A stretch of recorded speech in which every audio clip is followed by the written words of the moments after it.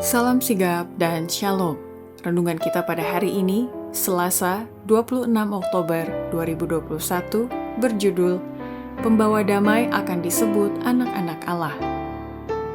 Ayat intinya terdapat di dalam Matius 5 ayat 9. Berbahagialah orang yang membawa damai, karena mereka akan disebut anak-anak Allah. Pena Inspirasi menuliskan yang dimaksud dengan judul renungan kita pagi ini, Pembawa damai akan disebut anak-anak Allah, sebagai petunjuk agar kita bisa tinggal di dalam Kristus adalah sebagai berikut. Pertama, orang si pembawa damai akan disebut anak-anak Allah bila mana ia telah meninggalkan dosa dan membuka hatinya kepada kasih Kristus.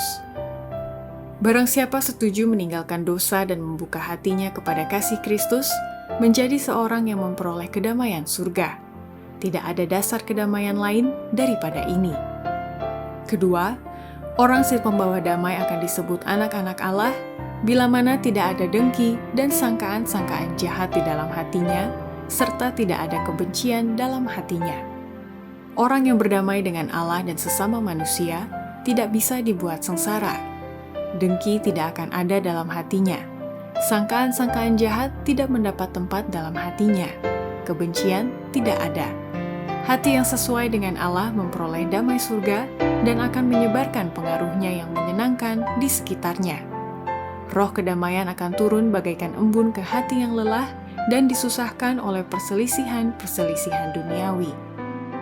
Ketiga, orang si pembawa damai akan disebut anak-anak Allah bila mana perkataan atau perbuatannya memimpin orang lain untuk meninggalkan dosa dengan menyerahkan hatinya kepada Allah. Para pengikut Kristus diutus ke dunia dengan pekabaran damai. Barang siapa oleh pengaruh kehidupan suci secara diam-diam dan tak sadar menyatakan kasih Kristus, barang siapa oleh perkataan atau perbuatan memimpin orang lain untuk meninggalkan dosa dan menyerahkan hatinya kepada Allah, adalah pembawa damai. Keempat, orang si pembawa damai akan disebut anak-anak Allah bila mana keharuman hidup dan keindahan tabiat Kristus berada di sekeliling orang itu. Roh kedamaian adalah bukti dari hubungan mereka dengan surga. Rasa manis dari Kristus mengelilingi mereka. Keharuman hidup, keindahan tabiat menyatakan fakta ke dunia bahwa mereka adalah anak-anak Allah. Manusia memerlukan pengetahuan dari mereka yang telah bersama-sama dengan Yesus. Demikianlah renungan kita pada hari ini. Kiranya Tuhan memberkati kita semua.